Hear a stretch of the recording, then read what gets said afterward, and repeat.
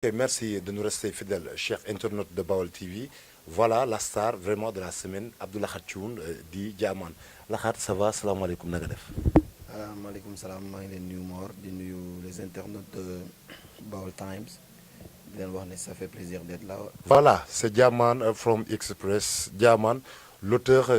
du son Bamba Lappé avec Ahmada, le fils de Serigne Modou Kara. Est-ce que mën nañoo xam comment vous avez pu vraiment décrocher Ahmada? Non, ça s'est passé de la manière la plus simple en fait. Je l'ai appelé. C'était un son que j'avais l'intention de faire il y a longtemps donc ma woo ko si nag ne ko man maa ko bëggoon def neen donc moi je me suis posé la question à savoir pourquoi ne pas faire les covers de Youssou Ndour ou de Omar Pène, d'autant plus que c'est des classiques énormes yoo xam ne les artistes peuvent puiser là-dedans parce que c'est des monuments en fait incontournables yoo xam ne liggéey nañ ci li jaay Sénégal ci àdduna bi de culturellement. Donc bi ma ko bëggee def il y a de cela ay longtemps parce que man c'est comme ça que je conçois mes musiques, dama koy def sama bopp d'abord avant ma koy jëmmal. Léegi ma woo ko si il a accepté de façon la plus naturelle na ma avec plaisir.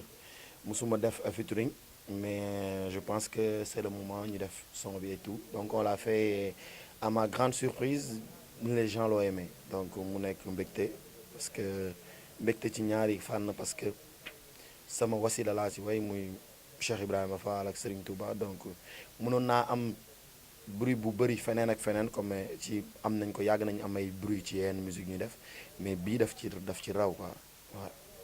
Tey aujourd'hui tout le monde boo duggee ci WhatsApp bi les statuts et au niveau des réseaux sociaux yëpp c'est-à-dire gars yi def Bamba Lappé et est-ce que mën nañoo xam tey pourquoi le choix de la liberté du son du Youssou Ndour? Le son bi à la base il faut comprendre que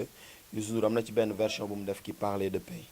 qui parlait de paix de si Casamance et tout. Et pourquoi aussi titre Bamba Lappé donc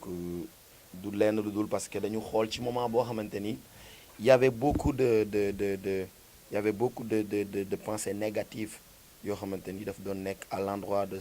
ci affaire de tey ñu xool mouridisme ni ñu koy caricaturer de temps en temps pare di ko jaarale ci li nga xamante ni ba de temps en temps da ngay dégg ñu ne la fanatisme Baye Fall yi ni ñuy def ci mbedd mi ak yooyu. Donc c'était aussi collé à ce qui s'est passé avec Mbaye Dièye Faye qui a fait les n'ont pas accepté. Donc tout ça ce qui tourne qui gravite autour de ça tendait vers une atmosphère benn atmosphère bu xaw a ñagas donc ñu ne waaye murid du moroom murid du lii nangam sangam te Serigne Touba mi nga xamante ni moo tax ñuy wax mouridisme bi mu jekkoo sax ay noonam dalee na mujj baal donc pourquoi nous en tant que mouride on peut pas comprendre que la personne qui peut faire des erreurs ñun suñu defee erreur on peut se comprendre waaye l'erreur est humaine mais on peut pas comprendre l'erreur d'autrui. Ça s'est passé avec Pape Diouf. Il a fait une erreur de communication donc et ces erreurs de communication su ko nit ñi di amplifier ça peut mener à des trucs à des tensions qui ne sont pas désirables du tout. Il a fait quelque chose, il a fait une erreur, c'est un artiste. Moi, je pense que le Sénégalais doit se mettre dans l'optique de comprendre son prochain à un moment donné. Léegi nag bon je me suis dit que Bamba Lappé parce que Serigne Touba jàmm rek la donc ma tuddee ko noonu d'où l'habillement en blanc, d'où le fond blanc, d'où quelque chose de très paisible, d'où le son de Youssou Ndour qui parlait de paix il y a de cela longtemps pour rafraîchir aussi la côte ñi di poñanteeg ñoom de temps en temps alors que étant un jeune Diourbellois man ci Serigne Touba Maam Serap Fall laa juddu ci laa màgg ñi may déglu seetaan Bawol du ma fi wax li ma doon xam nañ bu baax yow mii di ma poser question xam nga bu baax fan laa jógee ak lan laa dox ci lan la ban tey jii du la bett parce que par exemple soo déggee ñu ne way Abdou Lahad wax na ci Serigne way na ci Maam Serap Fall et ça a plu à tout le monde du la bett man je sais xam naa li may wax mais day baax ñuy leeral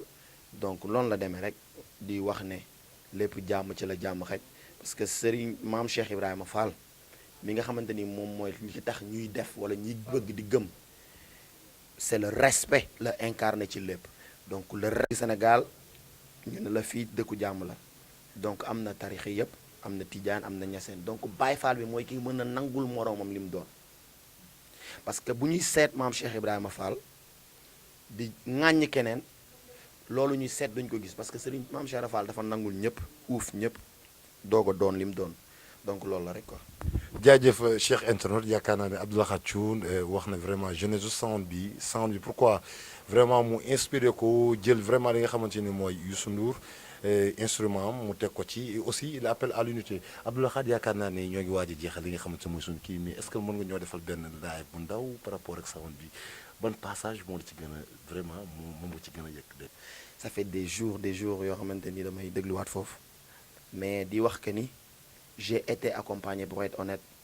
je fais pas partie des artistes yoo xamante ni dañuy glorifier seen kii pour être honnête j'étais accompagné de mon oncle kii muy Père Oumz donc dama ko def au parleur ci émission bi nag dama bëgg nga wax ma si Mame Cheikh Fall mooy fi may waxee la salta aqlil jamal Ibrahima Fall lam yazal yaay lamp ngëneel bi Bamba taal yaram bi naam Fall donc loolu dafa nekk loo xamante ni biñ ma ko waxee biñ ma ko traduire lay wala biñ ma waxee ci concept yi ñu ko waxee Mame Cheikh Ibrahima Fall man daf ma sax yóbbu si beneen level parce que il paraît que benn naara ko jiine woon sëriñ Mame Cheikh Ibrahima Fall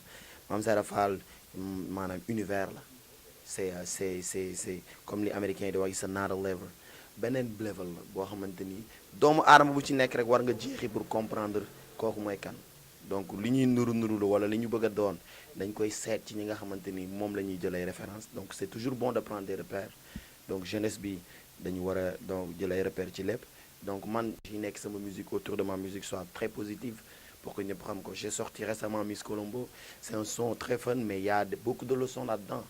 donc moi j'aimerais bien que sama ay musique di nekk ci aspect boobu donc di wax aussi ci dernier mooy que ni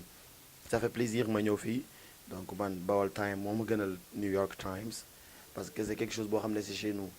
donc aujourd'hui quand je vois sur les commentaires ou bien les sites qui reprennent man ni ñu may tuddee li ñu may dàkkantale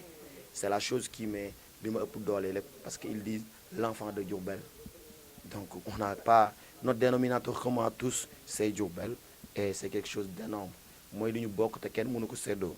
donc fii logo la boo xamante ni maa ngi ñaan su ma fii dellusiwaat mu nekk ay TV ay leneen ak leneen parce que moom mooy li nga xam ne ci la ñuy dégg ba tey soog a ñëw